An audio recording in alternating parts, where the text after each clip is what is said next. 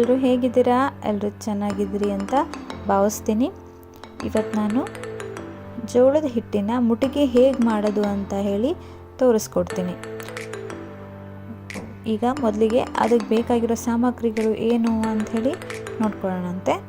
ಮೊದಲಿಗೆ 2 ಕಟ್ಟಷ್ಟು ಬೆಳ್ಳುಳ್ಳಿ, ಅಚ್ಚ ಪುಡಿ, ಜೀರಿಗೆ, ಉಪ್ಪು ಹಾಗೆ ಕರಿಬೇವು, ಕೊತ್ತಂಬರಿ ತೊಗೊಳ್ಬೋದು, ಇಷ್ಟ ಇದ್ದರೆ ಹಾಕ್ಕೊಳ್ಬೋದು, ಇಲ್ಲಾಂದರೆ ಅದನ್ನು ಬೇಡ. ಮೊದಲಿಗೆ ಏನು ಮಾಡೋಣಂತೆ, ಜೀರಿಗೆನ ಕಲ್ಲಲ್ಲಿ ಚೆನ್ನಾಗಿ ಕುಟ್ಕೋಬೇಕು, ಸಣ್ಣ ಪುಡಿ ಆಗಬೇಕು. ನೋಡಿ ಎಷ್ಟು ಪುಡಿ ಆಗಿದೆ, ಸಣ್ಣ ಆಗಿದೆ. ಈಗ ಅದಕ್ಕೆ ನಾನು ಬೆಳ್ಳುಳ್ಳಿ ಹಾಕಿ ಜಜ್ಕೋತೀನಿ.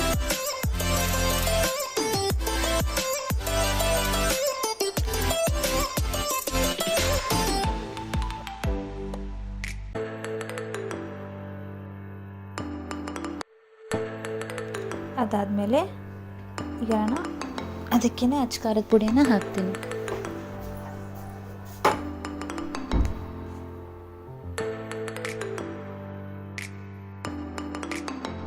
ಇದನ್ನು ಇಷ್ಟು ಸಣ್ಣ ಆಗಿದೆ.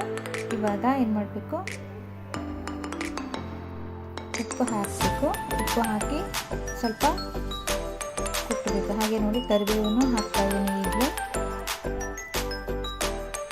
ಕೊತ್ತಂಬರಿ ಸ್ವಲ್ಪ ಹಾಕಿ ಚೆನ್ನಾಗಿ ಕುಟ್ಕೋಬೇಕಾಗುತ್ತೆ. ಎಲ್ಲ ಚೆನ್ನಾಗಿ ಸಣ್ಣ ಆಗಬೇಕು.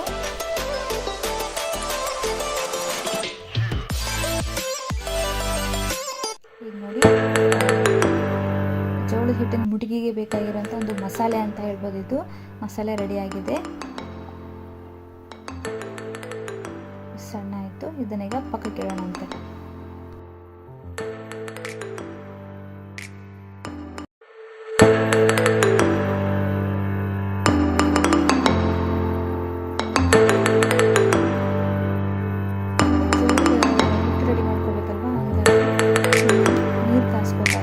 ಹಿಟ್ಟು ಜಿಗಿಬೇಕಾಗುತ್ತೆ ಚೆನ್ನಾಗಿ. ಬಿಸಿ ಕಾಸಿರೋ ನೀರು. ಈಗ ಹಿಟ್ಟು ತಗೊಳ್ಬೇಕು, ಜೋಳದ ಹಿಟ್ಟು. ಈ ಜೋಳದ ಹಿಟ್ಟು ರೊಟ್ಟಿನ ಸ್ವಲ್ಪ ದಪ್ಪನೇ ಮಾಡಬೇಕಾಗುತ್ತೆ. 1 ರೊಟ್ಟಿ ಮಾಡೋದನ್ನು 2 ರೊಟ್ಟಿನ 1 ರೊಟ್ಟಿ ಮಾಡಬೇಕಾಗುತ್ತೆ, ಅಷ್ಟು ದಪ್ಪ ಬೇಕಾಗುತ್ತೆ ಇದಕ್ಕೆ.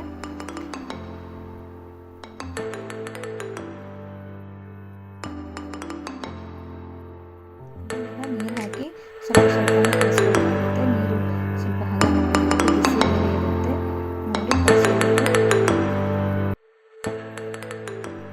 ನೋಡಿ ಈಗ ನೋಡಿ 2 ರೊಟ್ಟಿ ಆಗೋದನ್ನು 1 ರೊಟ್ಟಿ ಮಾಡ್ತಾ ಇದ್ದೀನಿ.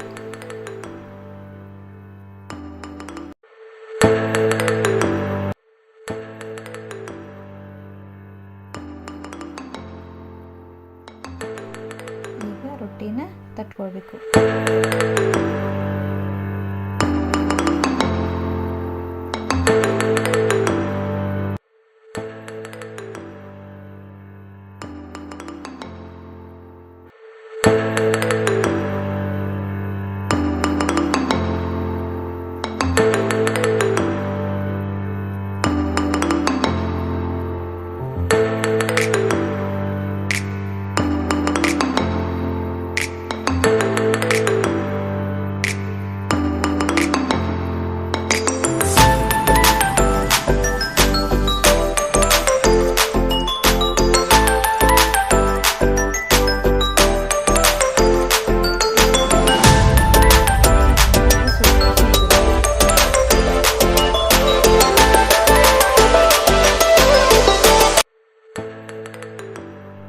ರೊಟ್ಟಿ ದಪ್ಪ ಇರೋದ್ರಿಂದ ಚೆನ್ನಾಗಿ ಸುಡಬೇಕು ರೊಟ್ಟಿನ.